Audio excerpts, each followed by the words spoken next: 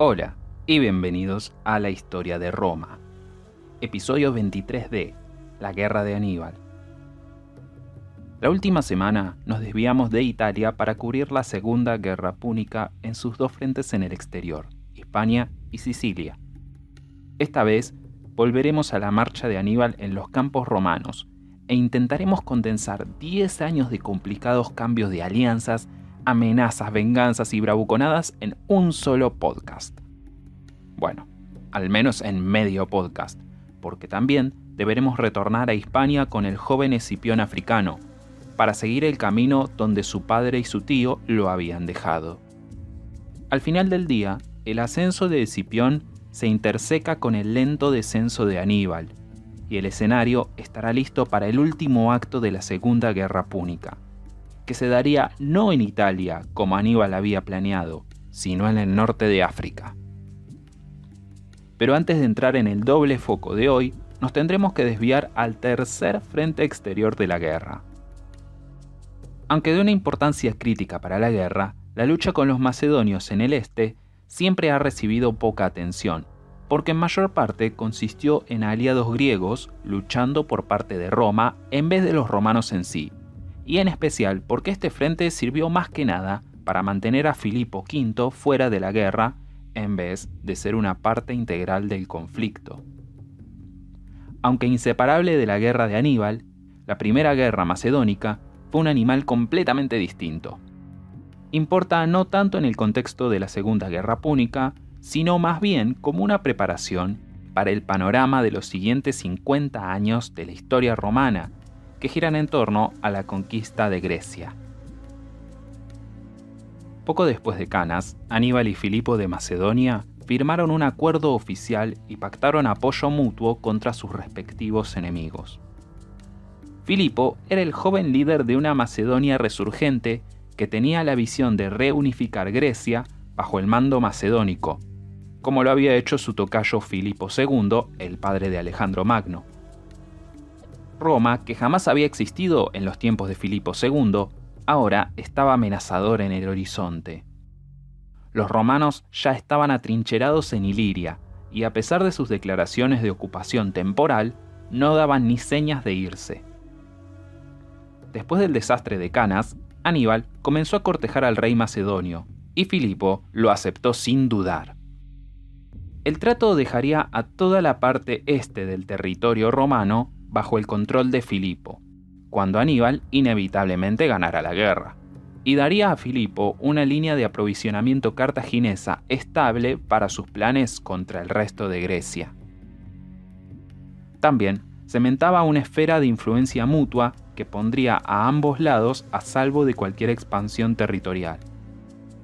Tratado en mano, los enviados de Filipo volvieron a Macedonia, pero en el camino por el mar Adriático fueron atrapados por la flota romana.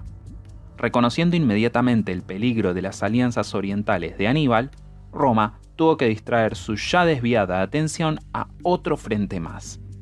Pero sin tropas de sobra, enviaron una escasa fuerza de 2.000 soldados con órdenes de no simplemente enfrentarse a Filipo, sino ganar el apoyo griego para Roma e intentar que los griegos lucharan por ellos. Esto resultó ser más fácil de lo que pensaban. Los griegos no estaban en lo más mínimo contentos con las ambiciones de Filipo. Y a pesar de sus prejuicios contra los bárbaros italianos, reconocieron a los romanos por lo que eran, una fuerza que podía ser de contrapeso a la influencia macedónica. Especialmente los romanos encontraron su público en la Liga Etolia, una federación de ciudades que se interponían entre Macedonia y el territorio griego en sí. Sabiendo que serían los primeros engullidos por la ambición de Filipo, los etolios acogieron a los romanos como apoyo a su continua independencia, a la vez que posibles dominadores en una Grecia de posguerra, y aceptaron ayudar contra Filipo en toda forma posible. El rey macedónico había puesto el ojo en desalojar a los romanos de sus fuertes en la costa iliria, para así establecer puertos desde los que lanzar ataques a Italia. Los etolios acordaron enviar incursiones al reino de Macedonia cada vez que Filipo avanzara contra el oeste. Así que cada vez que Filipo salía hacia Iliria, los etolios comenzaban a hacer problemas. Esos 10 años de guerras de escaramuzas es conocido hoy, en el contexto de la historia romana, como la Primera Guerra Macedónica. Pero este nombre lo exagera un poco de más. Fue durante la Segunda Guerra Macedónica cuando los romanos realmente marcharon por primera vez al este y lucharon contra los griegos directamente. Aunque no fue una contienda directa entre los romanos y los macedonios, y no ganó ningún territorio para los romanos, las batallas entre los macedonios y los aliados griegos de Roma sirvió para su objetivo: mantener a Filipo lejos de la guerra de Aníbal. Y siendo este el punto principal de esa guerra, lo dejaremos allí y volveremos a la lucha central. Una de las consecuencias más importantes de la victoria de Aníbal en Canas fue la decisión de la nobleza de Capua, la segunda ciudad más importante de Italia, de desertar en favor de Cartago. Aníbal esperaba que esa deserción fuera seguida por la del resto de Italia, pero lamentablemente no sería así. La alianza cartaginesa de Capua no convenció al resto de Italia como Aníbal y seguramente los capuanos esperaban. En vez de ponerse a la vanguardia de la historia, Capua quedó inmediatamente aislada y reconocieron que habían comprado demasiado caras las promesas de Aníbal. Ciertamente, la experiencia de Capua por el resto de la guerra no sería un feliz cuento de prepararse para gobernar Italia con el respaldo cartaginés, sino una triste historia de soportar un asedio romano, rogar por perdón y finalmente una terrible cantidad de decapitaciones. Pero por ahora era todo soles y sonrisas para Aníbal. Con Capua en su bolsillo y Siracusa recién atraída al bando cartaginés, Aníbal marchó al sur, a la Magna Grecia, con altas esperanzas. El cenit del empuje cartaginés llegó en el 212 a.C., cuando Aníbal ganó el control de la rica ciudad portuaria griega de Tarento. El partido pro-romano de la ciudad fue expulsado por un grupo de jóvenes nobles, que entregó la ciudad a los cartagineses. El momento en el que la fortuna se volvió contra Aníbal fue allí, en Tarento, cuando, mientras marchaba a la ciudad, la guarnición romana estacionada allí luchó para entrar a la ciudadela y fortificarse en ella. La ciudadela de Tarento estaba situada en la costa y podía ser aprovisionada independientemente del resto de la ciudad. Aníbal nunca pudo expulsar a esta guarnición y así le fue negado un puerto italiano seguro desde donde reaprovisionar a su fuerza invasora. Esto probaría ser algo vital en el camino, cuando el Senado cartaginés no podría enviar hombres y provisiones a Aníbal sin tener las garantías de que efectivamente le llegarían. Hasta Tarento casi nada había salido torcido para Aníbal. Esta era la primera vez que las cosas no salían de acuerdo al plan. Molesto por esta espina en su costado, la atención de Aníbal se desvió más al norte, a Capua, donde su nuevo aliado estaba bajo asedio por las fuerzas romanas. Después de Canas, los estrategas romanos abandonaron toda esperanza de encarar a Aníbal directamente. Ya habían tocado ese fuego muchas veces como para entender que terminarían quemados. Así que en vez de enviar al ejército al sur para confrontar a Aníbal, sitiaron Capua e intentaron que se volviera a pasar al bando romano. Si algún oyente alguna vez jugó al antiguo juego de mesa chino del Go, quizás estén familiarizados con el proverbio de, ante la duda, tanuki, que se puede traducir a, ante la duda, ignora a tu oponente. Este es un muy buen consejo que los romanos decidieron tomar. Al atacar Capua, obligaron a que Aníbal reaccionara a los movimientos romanos en vez de que los romanos sean quienes reaccionaban a los suyos. Roma, por primera vez en toda la guerra, tenía la iniciativa. Aníbal intentó responderle igual a los romanos, con ese mismo concepto de tanuki, y en vez de ir por Capua, se dirigió al único lugar que había evitado cuidadosamente: Roma. En el 211 a.C., Aníbal marchó a 3 kilómetros de la ciudad, lo más cerca que jamás estaría de Roma, y esperó que los romanos entraran en pánico, levantaran el sitio de Capua y volvieran corriendo a casa. Pero los romanos no cayeron en un gambito tan obvio. Sabían que el ejército de Aníbal no era lo suficientemente fuerte como para tomar Roma por la fuerza, así que solo mandaron una porción de su ejército de vuelta a fortificar la ciudad. Capua permaneció bajo las armas y cada día más desesperada. Con el fracaso de su finta, Aníbal tuvo que retirarse. Los dirigentes pro-cartaginenses de Capua, ahora abandonados por Aníbal, fueron derrocados por las fuerzas pro-romanas y la ciudad se rindió. Las penas por traición eran muy duras, y las mencionadas decapitaciones comenzaron libremente. Aunque, en típico estilo romano, su furia estuvo dirigida a los gobernantes y no al pueblo en sí, y las sanciones contra Capua fueron leves comparadas con el daño que Capua había hecho a los romanos con su deserción. Uno de los principales objetivos de la historia de Roma, en primer lugar, es destilar la interminable minucia de los historiadores antiguos en episodios digeribles. Específicamente, los años intermedios de la Segunda Guerra Púnica son un periodo que pide a gritos un resumen. Tito Livio llena cientos de páginas detallando cada ciudad perdida, cada traición, toda conversación con cada facción política, cada escaramuza, por más pequeña que sea. La información está disponible para aquellos que la deseen. Pero por ahora, les dejaré un párrafo que sintetiza buena parte de este periodo. La experiencia de Capua y Tarento se repitió ad nauseam por los siguientes años. Aníbal tomaría una ciudad y luego seguiría su camino. Los romanos lo seguirían y volverían a voltear esa ciudad. Aníbal entonces volvería sobre sus pasos y lucharía de nuevo por tierras que ya había tomado antes, o las dejaría y esperaría tener más suerte la próxima vez. Los ejércitos en algunas ocasiones estarían en contacto, y a veces Aníbal ganaría, a veces los romanos triunfarían. Pero las victorias ya no resultarían en ejércitos aniquilados, sino en retrocesos estratégicos y pequeñas retiradas organizadas. De esta manera, 5 años pasaron. Hermoso.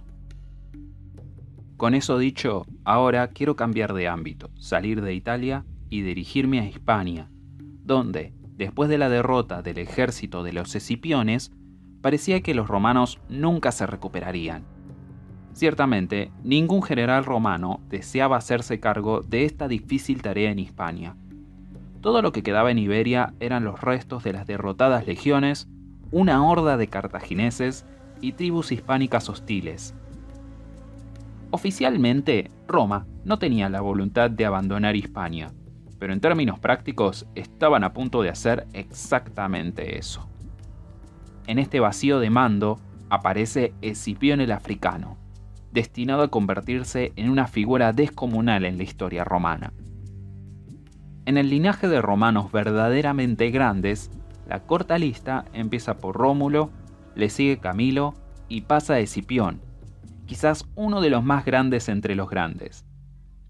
No sería hasta Julio César, unos 250 años después, que Roma no vería a alguien de su altura.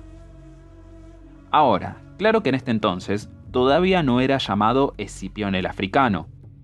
Aún era simplemente Publio Escipión, hijo de Publio Escipión el Mayor. No se ganaría el cognomen Africanus hasta después de volver de Sama, habiendo ganado la Segunda Guerra Púnica para Roma. Pero esto todavía lo esperaba en el futuro. Por ahora, era un joven inveterado de 25 años, que se metió impetuosamente en el Senado y ofreció hacerse cargo de Hispania si nadie más lo hacía. Al Senado no le gustaba la idea, pero bajo las circunstancias pensaron que no perdían nada con intentar. Era básicamente darle la chance a Escipión o rendirse en Hispania, así que Escipión se hizo con el mando. Ahora, no era solo su juventud lo que dejaba escéptica a la vieja guardia, sino la personalidad de Escipión en particular. A viejos caballos de guerra como Fabio no les agradaba ni un poco. Por ejemplo, Escipión tenía, horror de horrores, el cabello largo como una mujer. Por otro lado, tenía el desagradable hábito de hablar como si conversara personalmente con los dioses y actuara de su parte. En sus años de madurez, volvería de largas caminatas y anunciaría planes de batalla como si se los hubiera dictado Marte en persona. Finalmente, y lo peor para los amantes de las tradiciones que Escipión le gustaba ignorar, él era enormemente carismático. Escipión representaba un cambio generacional, y a pesar de su éxito o a causa de él, sus mayores lo veían con auténtico temor. Era como una especie de cruce entre Jim Morrison, Alejandro Magno y Jesús, por así decirlo. Para los interesados en mantener el status quo, una figura así les quitaba el sueño. Pero el desprecio por la tradición era una de las claves del éxito de Escipión. Él y el viejo Fabio estaban de acuerdo en una cosa: las legiones romanas, como estaban constituidas, no eran rival para los cartagineses. Pero mientras Fabio concluía que esto significaba no luchar directamente con Cartago, Escipión entendía que los romanos tenían que alterar fundamentalmente sus tácticas. Aníbal derrotaba a Roma una y otra vez con astucia e imaginación. Así que mientras los romanos habían mostrado previamente planes sin originalidad alguna, Escipión esperaba darle a los cartagineses una prueba de su medicina, superándolos en inteligencia más que en armas. Cabalgó a Hispania en el 210 a.C. con 10.000 soldados y con la nebulosa orden de reconquistar los territorios romanos perdidos. Pero Escipión no tenía la intención de luchar una mera guerra defensiva. Su meta, a largo plazo, era terminar con la guerra por completo y veía a Hispania como su campo de prueba. Si triunfaba allí, el Senado quizás le daría el comando general de las legiones y le permitirían seguir su verdadero sueño: invadir el norte de África y conquistar Cartago. No había forma de que convenciera al conservador Senado en un principio, pero si expulsaba a los cartagineses de Hispania, quizás se ganara su atención. Después de pasar su primer año en Hispania haciendo reconocimiento y familiarizándose con el terreno y las gentes, se embarcó en un audaz asalto de la más grande, más fuerte y más rica de las fortalezas cartaginensas, Cartago Nova. Los 3 ejércitos cartaginenses aún en los campos no tenían idea de que el nuevo comandante romano intentaría un ataque tan suicida. Pero el elemento de la sorpresa era lo que Escipión más dominaba, así que llevó a cabo lo último que nadie esperaría de él y ordenó a su ejército marchar sobre Cartago Nova. Ninguno de sus comandantes subordinados sabía su destino. El único otro romano que conocía el plan era un confidente de Escipión llamado Lelio, que comandaba la flota romana en el área. Le ordenó dirigirse a Cartago Nova y atacó simultáneamente por mar mientras Escipión atacaba por tierra. La pequeña fuerza cartaginesa en la ciudad estaba choqueada al ver a la flota romana en el horizonte, y su sorpresa fue doble al ver a un ejército romano sobre las colinas. El ejército cartaginés más cercano estaba a días de distancia, tiempo suficiente para que Escipión tomara la ciudad y la fortificara antes de la llegada de refuerzos. El primer día intentó un asalto frontal, pero fue repelido. Recibió un trozo de inteligencia clave. Un local reportó que en ciertos momentos del día, la laguna que bordeaba uno de los muros de la ciudad retrocedía con la marea y se secaba lo suficiente como para vadearla. Al siguiente día, Escipión ordenó un asalto a la puerta principal, y los defensores de la ciudad concentraron todas sus fuerzas allí. El mismo Escipión dirigió un contingente a través de la laguna vacía y sin vigilar y escaló el muro. Fácilmente aplastaron toda resistencia que encontraron, y cuando los romanos aparecieron de repente detrás de las tropas defendiendo las murallas, los cartaginenses huyeron en pánico hacia la ciudadela, dejando que Escipión abriera la puerta e hiciera entrar al resto del ejército. Solo fue cuestión de tiempo para que la guarnición sin provisiones se viera forzada a rendirse.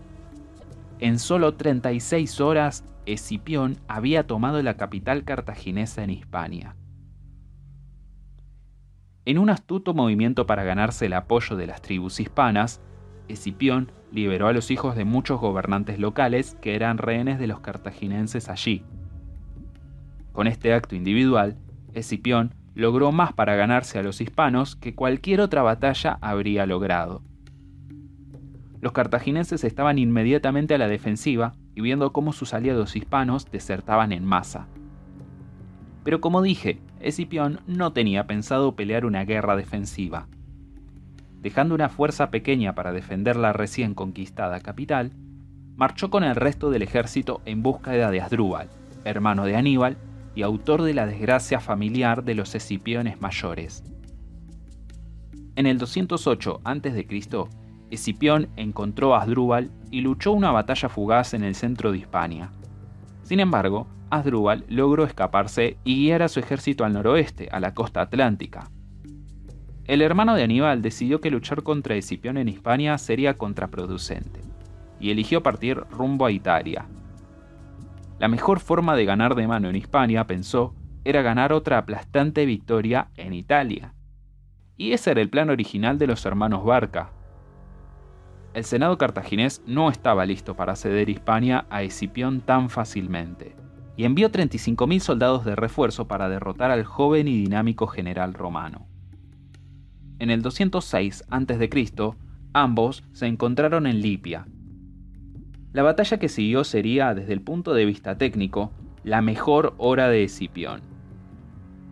Superando numéricamente a los romanos por amplio margen, los cartaginenses estaban confiados de que derrotarían al aún invicto Escipión. Pero el general romano, tomando nota del manual de Aníbal, empleó una inteligente maniobra que transformó la casi segura derrota en una fácil victoria. Cada mañana, ambos bandos se alineaban para pelear y esperaban que el otro hiciera su movimiento. Y cada día ninguno se movía y la jornada pasaba sin pelea. Cuando Escipión desplegaba sus tropas, concentraba el grueso de las legiones en el centro y a sus aliados hispanos en los flancos. El general cartaginés rival se acostumbró a esta formación y puso a sus fuerzas más fuertes en el centro y a los más débiles mercenarios hispánicos en los flancos. En la mañana que Escipión decidió luchar, sin embargo, cambió los lugares. Pero antes, se vengó de la derrota romana en Trebia, una batalla en la que es muy probable que el mismo Escipión hubiera estado presente. Temprano en la mañana, ordenó a su caballería atacar el campamento cartaginés. En reverso a aquella batalla en Italia, esta vez los cartaginenses se vieron obligados a saltar de sus camas sin desayunar y salir directamente a la carga. Formaron para la batalla con la alineación usual, pero los romanos, como dije, habían cambiado los lugares. Escipión puso a los hispánicos en el centro y desplegó a las legiones en los flancos. Cuando el general cartaginés no notó el cambio, Escipión supo que la victoria estaba al alcance de sus manos. Esperó por la mayor parte del día mientras los cartaginenses sufrían, hambrientos y cansados, con el caliente sol de la tarde, y luego ordenó el ataque. Las alas romanas encabezaron la carga, fácilmente rompiendo a sus hispánicos rivales. Los libios y los cartaginenses en el centro del ejército de repente se encontraron flanqueados de ambos lados por los romanos. En la confusión, ni siquiera cargaron de frente contra el centro romano, donde la debilidad de los mercenarios hispánicos les habría abierto una ruta de escape.